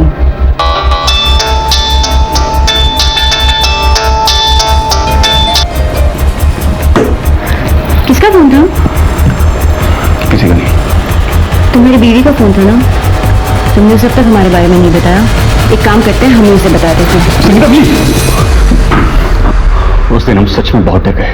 हमें लगा अगर किसी दिन अगर संगीता ने हमारी पत्नी को सब कुछ बता दिया तो हम तो बर्बाद हो जाएंगे, हमारे सारे पुराने राज खुल जाएंगे। हम 2 कश्तियों पर सवारी नहीं कर सकते थे। तब हमें बिंदा ठाकुर की धमकी याद आई। हमने सोचा कि अगर कुछ लोग संगीता पर हमला कर दें तो हमें संगीता से छुटकारा भी मिल जाएगा और वो इल्जाम बिंदा ठाकुर पे जाएगा। ये संगीता है, इसका बलात्कार करना। पर ऐसा नहीं लगना चाहिए कि तुम सिर्फ इसी का रेप करने के लिए गए हो। हर लड़की का रेप होना चाहिए, काम हो जाएगा। हमें लगा अगर उसकी इज्जत ही लूट जाएगी तो वो शर्म से खुद ही आत्महत्या कर लेगी। हमारा उसे मरवाने का कोई इरादा नहीं था सर, लेकिन हमने जो कुछ भी किया वो सिर्फ अपने परिवार को बचाने के लिए किया सर। कितने सुंदर विचार हैं तेरे। अगर अपने परिवार को बचाने का इतना ही ख्याल होता तो दोबारा संगीता से मिलता ही नहीं, और अगर मिलता भी तो संगीता को अपनी शादी बचाने की सलाह देता, पर तू तो उसका फायदा उठाना चाहता था। दरअसल तेरी प्रेम कहानी में तूने कभी संगीता से प्यार किया ही नहीं, संगीता ने तुझसे प्यार किया। अनुज, मौत का झूठा नाटक रचने के आरोप में इसके बाप को भी गिरफ्तार करो। सड़ेंगे दोनों जेल में। सर। सुजीत के इकबालिया बयान के बाद पुलिस ने हर मुजरिम को घसीटकर सलाखों के पीछे कर दिया। संगीता से पीछा छुड़ाने के लिए उस सुजीत ने बड़ा ही गलत कदम उठाया, जिसकी कीमत संगीता को अपनी जान और आबरू देकर चुकानी पड़ी। याद रखिए, जिंदगी में कई मोड़ आते हैं, लेकिन एक बार रास्ता चुनकर आगे बढ़ने के बाद पीछे पलटने से पहले सभी पहलुओं को गौर से देख लेना चाहिए। क्राइम पेट्रोल के ऐसे ही मजेदार एपिसोड्स देखने के लिए हमारे चैनल को सब्सक्राइब करें।